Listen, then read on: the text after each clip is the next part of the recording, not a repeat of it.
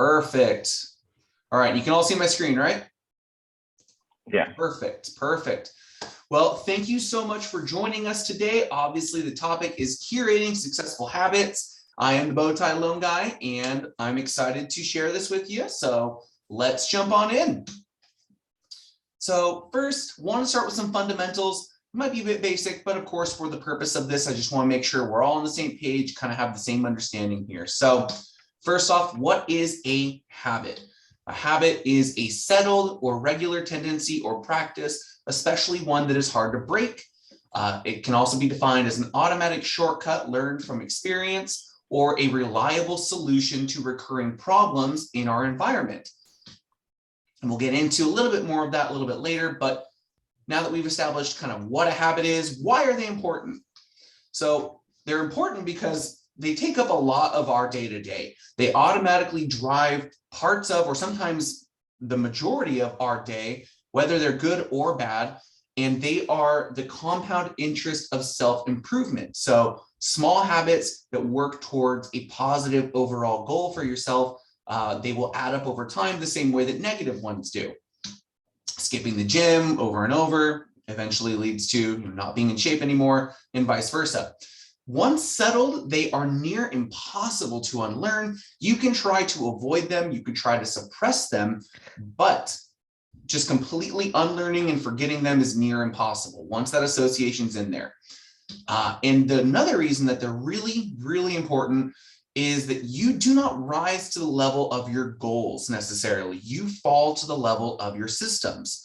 So when you're setting something up and you set this huge, crazy, audacious goal, if that's not in line with what you've currently done in the past and what your capabilities are, you're setting yourself up to fail. So these habits are your practices and your processes. So the better habits you have, the better success you will have with those goals. So really, when you're setting goals and things in the future, you want to set the habit first. So the challenge of changing our habits, now that we've talked about what they are, why they're important, why we would want to change them, of course, to suit what we're trying to do, who we're trying to be. But here are the challenges that we come into contact with when trying to change them. Really, there's two big reasons. First, we try to change the wrong thing. And second, we try to change them the wrong way. And we'll dive into this a little bit more in these next few slides, but really that's kind of the two main reasons that it's difficult for us to go from 0 to 60 on something or to change something that we're doing every single day. So starting off, of course, with the wrong thing. So imagine behavior change is in 3 layers here. You can focus on a change in your outcomes, a change in your processes, or a change in your identity. So a change in your outcomes is going to be losing weight, publishing a book, hitting a sales milestone. A change in your processes, what you do is developing a morning ritual, a new gym routine, or decluttering your desk every morning before your day to establish a better workflow.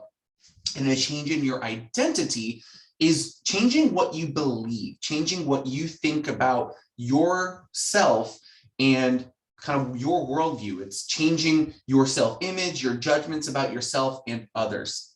So here's this little diagram here that kind of helps pull it all together. Really, the identity is the core of everything that we do. Who we are dictates what we're going to do, and these habits reinforce that. The processes are outside that identity a little bit here, and then the outcomes are, of course, what we get based on what we're doing and what we believe. So the problem here is not one level is any better or worse than the other. In that the problem is that the direction of change that a lot of people focus on. A lot of people say, oh, I want to lose weight. And that's the extent of their goal, extent of their habit is I want to focus on losing weight. But what they need to really do is focus on changing the identity. And we'll get into that here in these next couple slides. So changing your outcome versus changing your identity, outcome-based habits versus identity-based habits really have a huge change and a huge impact in the way that they change things with small, minimal changes here. So imagine 2 people resisting a cigarette, for instance. The outcome-based person says, no thanks, I'm trying to quit. Reasonable response, but this person believes they're a smoker trying to quit. They're quitting something, and if they're quitting, that means they're stopping something that's a part of them. So rather than saying, I'm trying to quit, the identity-based person says, no thanks, I'm not a smoker. Now, they previously may have been a smoker, but they are establishing, I am no longer a smoker, and therefore I'm not going to take that cigarette. So again, a small change here, but a big impact. They are now telling themselves, I believe I'm not a smoker, therefore I'm not going to. If it's outcome-based, they are trying to fight against who they deep down believe they are. So that's a huge thing that people a lot of times miss, is that they focus solely on the outcome-based goal and not changing who they are deep down. So on that note, systems of belief dictate our systems of behavior, and behaviors are usually a reflection of your identity. Let's take, for example, a democracy versus a dictatorship. In a democracy, the ideals are founded on beliefs like freedom, majority rule, and equality. Dictatorships believe in absolute authority and strict obedience. So if you tried to change the behaviors of these systems and you said, everyone in this dictatorship is now going to vote for who they want, and everyone in this democracy has to believe absolute authority in one leader. Well, we all know that's not going to work in the democracy, and that certainly would not go over well in a dictatorship to say, now we're all going to vote and everyone gets a say.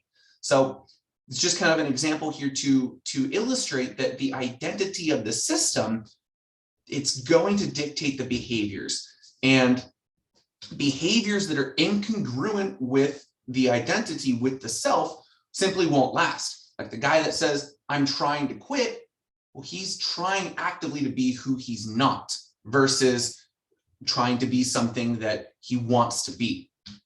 And identity conflict is the biggest barrier to positive change. So if you, again, disagree with who you're being as the self and the actions don't align with that, they simply won't stay. If you don't believe that you are an athlete, you won't train for a half marathon or a marathon. If you believe that, well, I'm just kind of someone that runs every once in a while, that's not going to stick. Now, the ultimate form of intrinsic motivation here is when a habit becomes a part of your identity. So the more pride that you have in a particular aspect of yourself, the more that you will maintain the related habits. So for example, let's say someone goes to the gym a lot, they're really proud of their arms, their biceps, their chest, and they get compliments on it and they're just doing really well in the gym, they feel really good about it. They're going to fight tooth and nail to keep that part of them alive and going, versus someone who doesn't have that sense of pride, doesn't believe that to be part of their identity because it's incongruent. So in essence here, you change who you are, change what your self view is, and you'll change your actions accordingly. So the goal here isn't to read more, it's to become a reader. It's not to run a marathon, it's to become a runner, and it's not to learn an instrument, it's to become a musician. So just kind of some examples here. Again, the belief systems will dictate your behavior. Just something to focus on here as we dive into the identity portion here. So identity derived from the Latin words identitas and identitum. I may have butchered those. I wasn't required to take Latin. And those two words mean being and repeatedly. So essentially your identity is literally repeated beingness, who you are repeatedly. And your identity emerges from these habits. So you do one thing over and over and over again, you are going to start believing this is who I am. You're proving it to yourself. Every belief about who you are has been learned and conditioned by your actions, by people you know. People tell you, oh, this is what you do, this is who you are. You hang around certain people, that helps form your habit, your identity here. But your habits are the one thing that you can do to vote for who you want to be. And habits are how you embody your identity. So identity emerges from the habits, Habits embody your identity. It's this endless cycle here. And so in short here, whoever you believe yourself to be, you only believe because you have proof of it. If someone were to say they were a runner, again, it's probably because they actually run, not because they've done it once or twice, unless they're on a date trying to impress someone. Now, obviously, no single instance is going to change you, but each action that you take is a vote for the type of person that you want to be. And over time, those votes add up. So how do we go about changing our identity through our habits? If we're focusing on, obviously, we want to start with who we are to change what we end up doing. We have to identify who we are and who we want to be. And new identities require new evidence. If you're not typically someone who cooks all your meals at home, you're going to have to prove that to yourself. You're going to have to bring home the groceries, prep the meals, make the meals, that sort of thing. So follow this two-step process to change your identity. First, decide on the person you want to be, and then prove it to yourself with small wins. So this can be, if you want to be a runner, go on a 2-minute run each day. Go on a 5-minute run. Start small, prove to yourself, I can do this, cast that vote for who you want to be. And we'll go into the starting small portion here in a little bit. This is still kind of an overview of some of this here. So of course, we figure out, who do we want to be? We have to ask yourself, what do you stand for? What are your principles and your values? Who do you wish to become? Do you wish to become a leader of a team? Do you wish to become an independent sales professional who is known for the absolute care they give to their clients? Do you want to be a better parent? Do you want whatever it is that you want to be? Figure that out and then work it backwards. Now, if you're not sure yet, if you just have this idea of, well, these are the things I want to do and want to be, but I'm not entirely sure what this whole new self-identity I'm going to choose is, that's totally fine. Start with the outcome goals and work backwards. Who is the type of person that could get the results that you want? And then basically track your current habits to get your bearings. So a good tactic for this is to write down every single habit you have from the moment you wake up and check your phone, or if you're not like me and you have your phone in another room, I still can't figure that part out yet. And you wake up and first thing you do is journal, or first thing you do is stretch. Write down every single habit that you have throughout your day, from wake up to when you lay your head back down in bed, and then mark next to it, is this in line with who you want to be and what you want to achieve? And then that'll be a good eye-opening exercise, just to make sure it's on track. Now, into building these habits here, we've talked a little bit about what we need to do in order to get to be who we want to be here. But now let's talk about the actual habits. Again, you want to start with the who, the what, and the how. The processes and the outcomes will follow. So focus on what you believe, who you want to be, and ask yourself, am I becoming the type of person that I want to become? Now, unfortunately or fortunately, there are no life hacks. There are no silver bullets. This isn't necessarily easy or sexy. If it was, it would be a lot easier to do, and we wouldn't see people struggle with habits. But again, these are deeply rooted, early learned behaviors that stick with us unless we change them. So we're going to focus on, again, the identity and work that out there to what we would do as that type of person. And again, so why do we build habits? We talked about why they're important. We talked about what they are. We build them to solve life's problems with as little energy as possible and to alleviate bottlenecking in the conscious mind. A habit that successful people have when it comes to money is every single month, they sit down the same day, the same place, they go through their bills. If you don't have that habit, you're running around, oh my gosh, I got to take care of this bill. I've got to take care of this. I got to, hop on this. If you're unorganized, it provides chaos. But when you have habits for these things, it provides clarity. So kind of, again, why are habits important? Jumped a little ahead here. So overall, habits provide freedom. And we talked about the financial habits, but same thing with healthy habits. If you just kind of run around constantly trying to figure out what you're going to make that's a healthy meal, when you're going to go for a run or bike ride, and you're not going to do it. It's not going to be set there for you. You'll be short on energy. Without good learning habits, you will feel that you're behind the curve. So you have to make sure that based on who you are, your habits are setting yourself up for success in the facets that are important to that identity. And removing the decision-making for simple tasks, paying bills, going on a run, makes life simpler, makes life easier. So here are the 4 stages of a habit. This is the 4-step pattern that is the backbone of every single habit that we have, whether we know it or not. So first, there's the cue.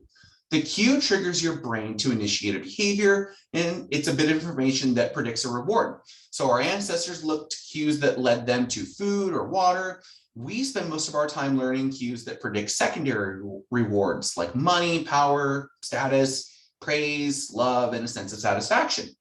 So your mind is continuously analyzing your internal and your external environments for hints of where these rewards are located, looking for those cues.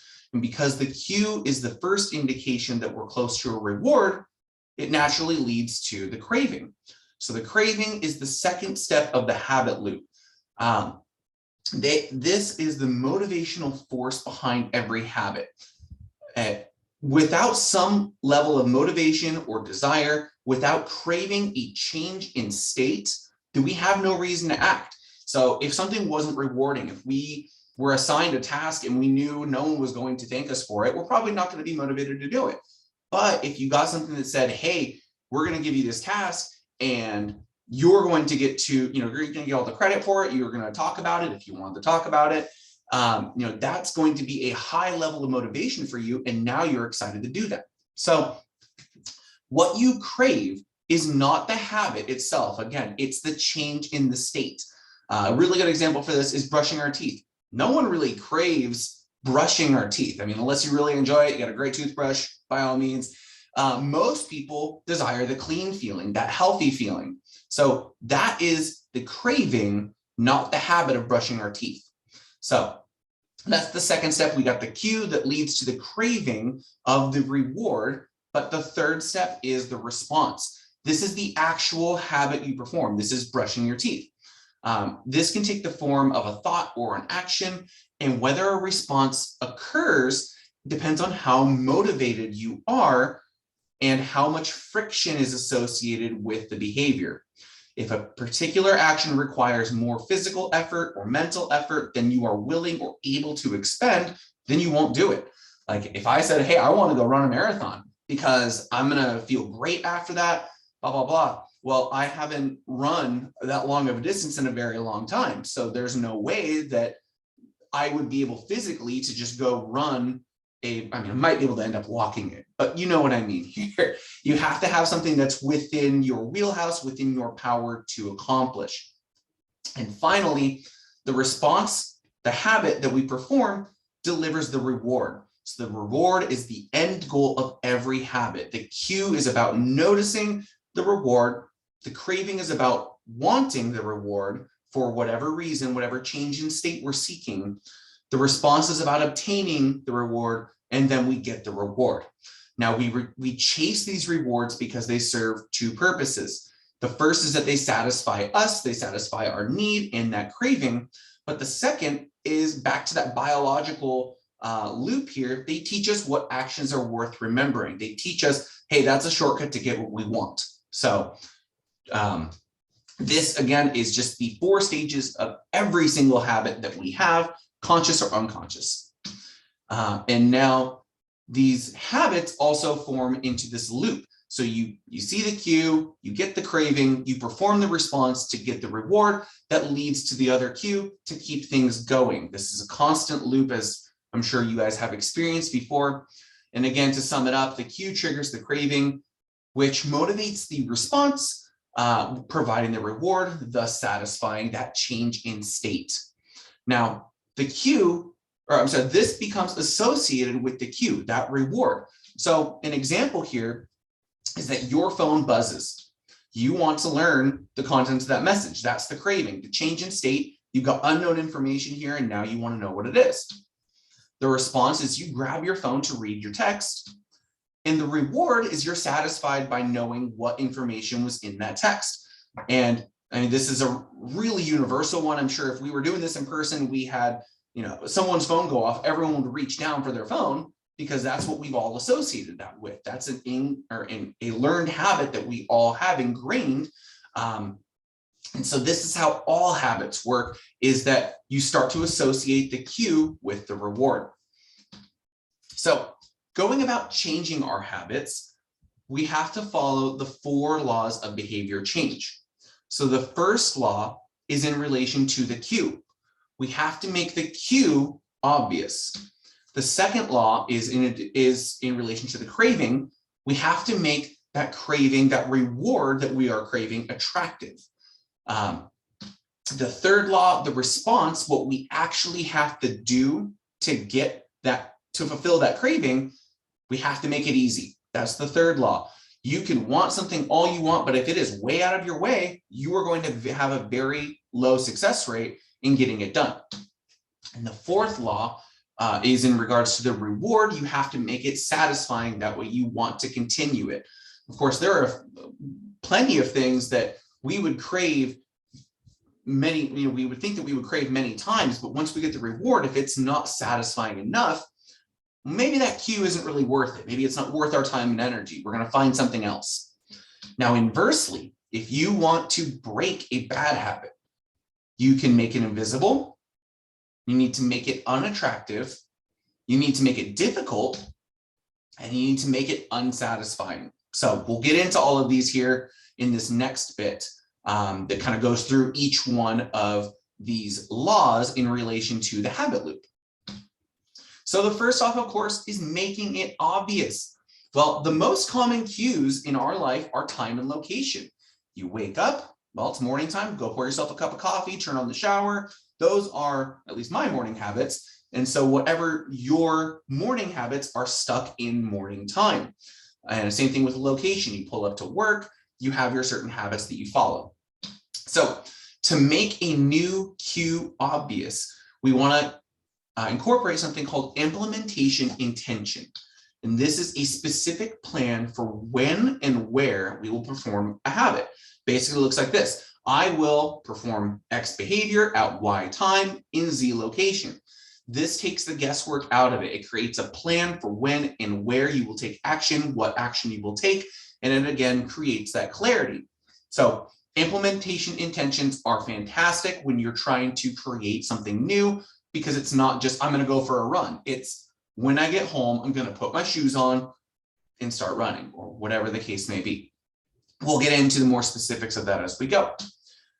Another tactic here is called habit stacking. So it's a special form of implementation intention. You essentially add a new habit to another habit that already has a time and place. So a really good example for this is, at least for me, after I pour myself a cup of coffee each morning, I will take a minute to reflect on yesterday, what I'm grateful for, and today's work ahead of me. So the new habit here is focusing on gratitude for yesterday and planning for today, and I'm tying it in with something I'm already doing. That way I don't have to go out of my way, and it's already here, something that I'm going to do automatically. So convenience is key for new habits to thrive. So again, tie it into something that you're already doing. That way it's just the next natural step for you. And additionally, for making it obvious, you want to design your environment for success. You want to go for a run in the morning, leave your shoes next to your bed, leave your clothes next to your bed. It makes it easy, and you're just going to put them on because they are right there. And it's easier to associate new habits with new context rather than build it in with competing cues. So with that, if you're mixing context, if you're trying to start a new productive habit where you typically watch TV, if you want to, work a little bit later and you're trying to do that in the seat that you normally spend a couple hours watching your favorite show at, well, that's not going to work. If you want to eat better and you go to the same grocery store that you've always gone to, and you know exactly where every dessert is, every favorite cookie, every whatever that you're typically trying to stay away from is, you will go towards it because it's your habit. You may even look at it and go, oh, yeah, I'm not choosing you today. That's going to work a couple of times, but it's not going to withstand the test of time. So if you want to eat better, go to a different grocery store, one you don't know, and then you have your list of what you're buying, and you're going to go straight for those because now you're focusing on that change in a new environment. Another thing is you need to brainstorm. Let's say you have a difficult time in your office or in your home, wherever you do a lot of your planning, move to a bigger room. Go somewhere in nature, go find a bench, go find a park, somewhere big and expansive that you can now let your mind go, and you're not in a normal location. So you're going to allow yourself to kind of think differently. And if anyone's actually tried that before, you can attest to it. It honestly works. It sounds, a little weird, but I've done it before for big business planning. I'll go find some bench or some trail and I will think out there, and that works incredibly well. So every habit should have a home. That's essentially the takeaway. Christine said to go float to brainstorm. That is amazing. That's a fantastic idea. I've done meditation while floating, but I have not done brainstorming or business planning. So we'll have to go rent out the Float X in Temecula for that. And so again, just every habit should have a home. Make sure that you're not commingling these habits because the easy one will win. Click back into the slide. There we go. And again, inversely, we're trying to get rid of a bad habit, make it invisible.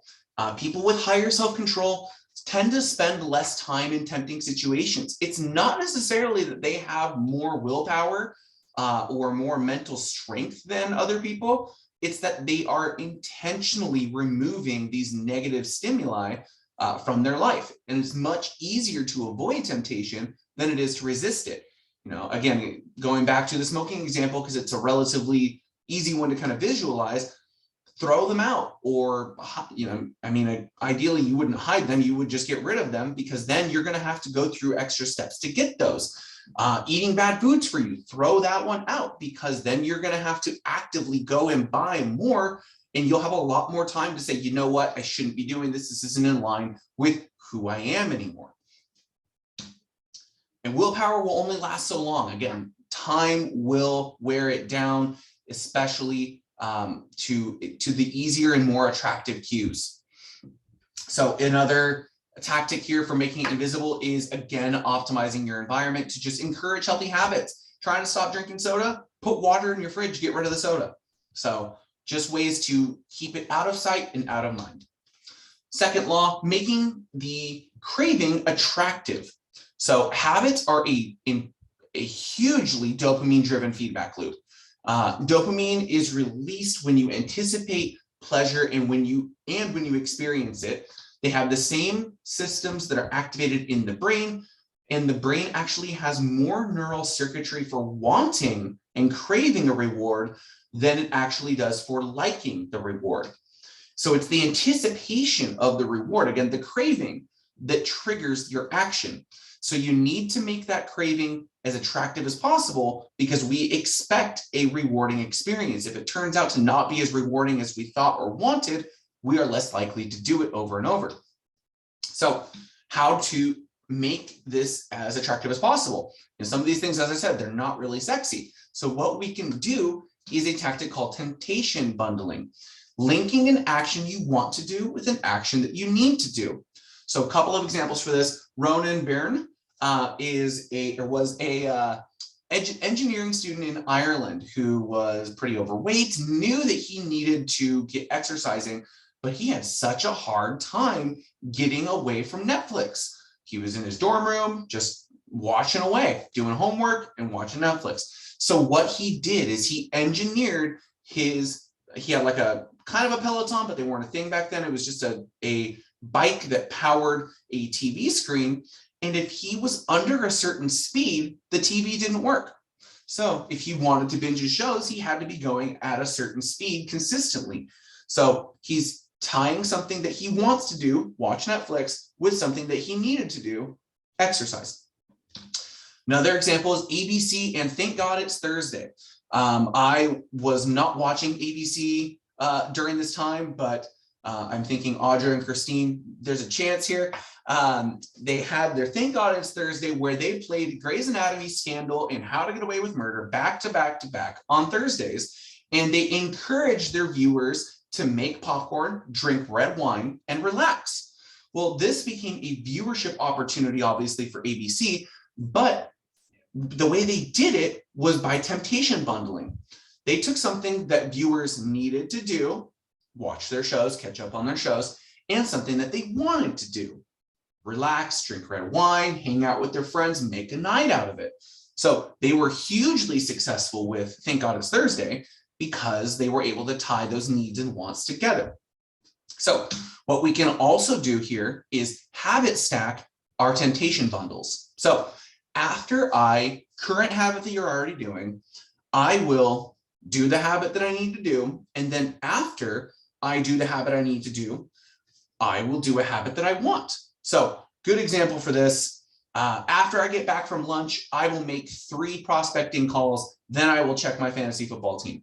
Fantasy football is kind of winding down here, but in the heat of it, we check it a few times. Unfortunately, they have a lot of notifications that come to our phones. And so rather than saying, well, I'm just going to check my phone when I get back from lunch, you say, no, wait, you know what? Before I do this thing that I really want to do, I'm going to do this thing I need to do. And now you're still focused on what you want and what's going to give you the most pleasure, which is probably checking your phone. But to get there, you have to do something you need. And that's going to make you a lot more efficient and effective in getting those things done. Another way to make it attractive is to form a ritual for motivation by engaging in something you enjoy prior to challenging habits. Who loves cold calls? Didn't think so. So something I do before cold call sessions is I grab my favorite coffee, I turn on some music that's going to get me really hyped up, and then I go make those cold calls. It makes it a lot easier because I've done something that I like and I'm kind of coming off of that satisfaction high, and then I'm making these other whatever things I need to do happen. So to make it attractive, again, bundle them together with your needs and your wants, stack them with habits you're already doing, and form a motivational ritual for yourself. Inversely, if you want to make it unattractive, reframe your thoughts about these bad habits and imagine in the imagination of your desired self. So if you think you are quitting something, chances are what is really happening here is you're stopping a behavior that's in line with your previous self. If you're looking at who you are now, you're not necessarily quitting this thing because that doesn't align. That behavior does not align with who you are anymore. So you are just simply resisting that. You're not doing it anymore. You're not quitting it. You're done with it. So that's a good way to reframe it, is that you're done with this behavior because it's no longer tied into you. And remember, you don't want the bad habit. Remember how it makes you feel. Walk yourself through these consequences here. If I go to McDonald's instead of making the chicken I bought, well, I'm just going to feel worse about this in the end, and maybe the chicken won't even be good anymore. So just remind yourself how this is going to impact you down the line, and remind yourself that the hard, new, and good habit will help you become who you want to be. These bad habits are only in the way. So when you're making it unattractive, just try to remind yourself, this is what's going to happen if I do this bad thing.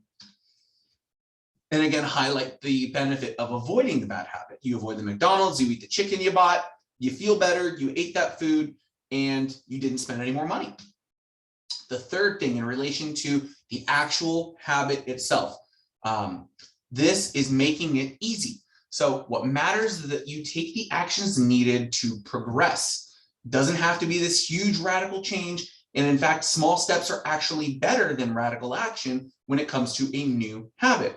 We learn by practicing, not by planning. When it comes to radical action, we're spending a lot of time planning. If I said, you know what, I'm going to go run a marathon, again, being very honest with you guys, I have not run in a long time. If I went and said, I'm going to go ahead and run a marathon right now, I'm going to be planning for that. And I'm going to say, it gives you more time to say, oh, well, that's going to be a lot of miles I have to do.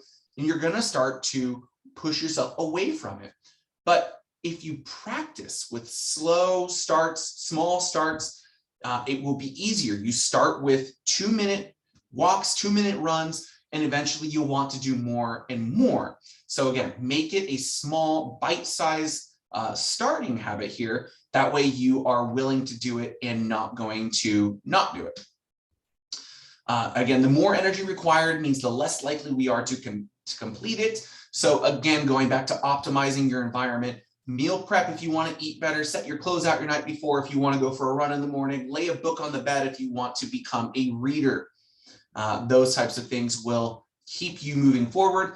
Now, another way to think about hard habits versus easy habits is hard habits are our kink toes. Let's say you're watering the garden, the lawn, and your hose has a kink in it. Well, you could either turn up the pressure on the hose and get a little bit more water out, or you can unkink the hose, make it easier for that water to go through. So remember, it's a lot more effective for you if you make these habits start off easier and work your way up. So in line with making it easy comes the 2-minute rule. So start your habits as easy as possible. You want to read every day? You want to become a reader? Read for 2 minutes. You want to run 3 miles? No, instead start by tying your running shoes. And if your goal is to do 30 minutes of yoga, well, start with laying out your yoga mat. Make these things small, attainable, bite-sized habits that once you start reading for 2 minutes, well, you're going to keep reading. Once you tie your running shoes, well, you're going to go for that run. And once you lay your yoga mat out, you're going to do some yoga. So rather than starting with a big goal, start with something small. And by creating these small wins, we're building momentum to lead ourselves down a productive path. And when we master the art of showing up every day, running 2 minutes, reading 2 minutes, you'll build that ritual that starts a larger routine. So here's a little diagram of starting easy and working your way up. Again, you want to be a runner, put on your running shoes every day. You want to be a writer, write 1 sentence every day. You want to be a PhD candidate, open your notes every day, study every day. And then as you progress, you put your running shoes on. Well, now you're going to walk for 10 minutes. Well, then next you're going to walk a little bit longer, and then you're going to run a 5K. And you should run a 5K before you run a marathon because it's a lot easier and obviously on the way there. So again, just reinforcing the fact that you start with the smallest bit possible, the smallest atom of this goal, and work your way from there. Inversely, you want to make it difficult for yourself, increase the friction. Create boundaries and obstacles between you and the bad habits. This goes in line with throwing out the bad food in your fridge, throwing out the desserts, and restrict future choices that benefit you through commitment devices. This is a tactic that you can use to help you basically mentally say, well, if I do this bad habit, I'm now going to, in turn, ruin this good habit that I've set out with. So the good habit will be buying food in smaller packages to curb overeating. It would be putting a self-ban on yourself at Pachanga if you have a problem at the casinos. It would be plugging in an outlet timer to cut your internet off at 11 p.m. if you're staying up too late, watching shows or just on the internet. These are things that you can basically do that help you enforce the good habit and stop the bad habit. So now we're on to the 4th phase here. Again, making the reward satisfying. We are much likely to repeat a behavior when the experience was satisfying, when we enjoyed it, and then that cue is now tied to this reward. The human brain has evolved to prioritize immediate rewards over delayed rewards, but the costs of good habits are in the present. The costs of your bad habits are in the future. I'm sure we probably heard this put a few different ways here in the past, but of course, the good habits are not necessarily easy. They go against the comfort that we built for ourselves, for our lives. You know, going out and starting to run daily for someone that's never run or fell off the wagon, it's a lot easier to say, oh, I'll do it tomorrow. But the more you do that, the further you are away from the self you want to be. So the cardinal rule of behavior change is what is immediately rewarded is repeated, what is immediately punished is avoided. So create immediate rewards to obtain that satisfaction. If you're saving money for something and you're trying to curb your spending, give yourself a goal of, well, I'm going to save overall. And if I save, I want to buy this. It's not unreasonable, but I want to buy this thing for myself. Then what you're going to do is every time you're thinking about spending on something that you shouldn't be, put a portion of that towards whatever it is that you're wanting to buy. Maybe it's a bike or a jacket, or personally, I really like custom suits. So I put my sales goals towards, if I hit those, then I will buy myself a new custom suit. So it's making sure that you have that satisfaction tied into the goal, because again, if it's not something that we crave and something satisfying, we're not going to do it again. So we make it obvious and attractive and easy. But again, if the satisfaction's not there, there's no reason for us to go through all that effort anymore. Inversely, making it unsatisfying is how you can stop a bad habit. You can create a habit contract with an accountability buddy that would essentially put the costs of your bad habits painful. So this can be, I've seen many examples. Someone did someone set up an automatic program that if they didn't turn it off by 6 a.m., it would tweet for them, "Hi, I'm so-and-so and I'm lazy. I didn't get up at the time I was going to. Venmo me for $5 and I will send it out." So he created this system that would go out publicly. 5 people a day could claim $5 from him if he didn't get up and turn that off. So that's obviously a little extreme, but making the habit contract, getting an accountability partner who can kind of remind you, hey, we were supposed to be at the gym today, kind of harp on you. They can't be someone that's just going to be easy on you. That's going to help you make it unsatisfying. So in summary here, in order to change our habits for the better, we first need to figure out who it is that we want to be. What kind of person do we want to be? A team lead? Do we want to be a great parent, a great partner? Figure out who you want to be and what is it that this person would do. A team lead, for example, would get into the office early, stay later, be accountable to the team, and just do other things that line up with what that image of that person does and emulate those actions. Something you can also do to help emulate those, choose an actual person that you would, like a role model, that you would want to basically put your image in the likeness of. So focus on that person, what they do, emulate them. To make a habit, we need to make it obvious. We need to make it attractive. We need to make it easy to get done. And we need to make the result satisfying. And to break a habit, we need to make it invisible. We need to make the craving that it has unattractive. We need to make the act of that habit difficult. And we need to make the result unsatisfying. And some tactics are, we can use habit tracking to list and monitor your current habits. Again, writing down every single thing you do. Even if you think it's too minute to put in there, it's a habit. So put it in. If you check your phone when you first get back from lunch, that's a habit that you may not be noticing, and that may be distracting you from getting back to work faster. Another habit is implementation intentions here.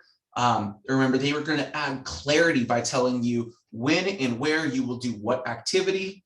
Habit stacking will help you block those together. So when you wake up in the morning, you're going to pour yourself a cup of coffee, and then you're going to do a minute of gratitude and a minute of journaling. Use temptation bundling to get something you need to get done alongside something you want done. So again, going back to that example where the guy knew he needed to exercise, but he wanted to watch Netflix, tied his bike that he had in his dorm room to a TV that if he wasn't going a certain speed, that TV would turn off, making sure that he got something that he wanted done alongside with something he needed to get done. Start small and work your way up. Start with 2 minutes of whatever it is. Guarantee you're going to push yourself to do more. And most importantly, you need to celebrate every single win along the way.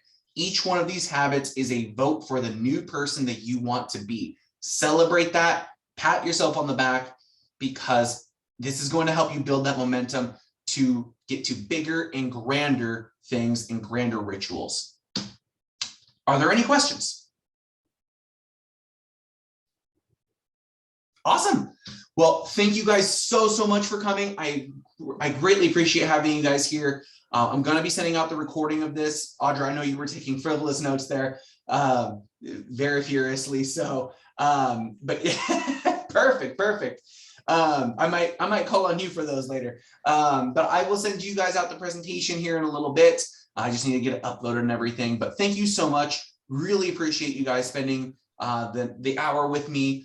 If you guys have any topics that you would like me to cover, feel free to let me know. I'm always looking to add the most value possible. We've got a couple more lined up here for February. The goal is basically 2 a month. So if there's any topics that you're interested in, trust me, I will find a way to get those going and put together for you. So thank you so much again. Tyler, Awesome. thank you Tyler. so much. I really appreciate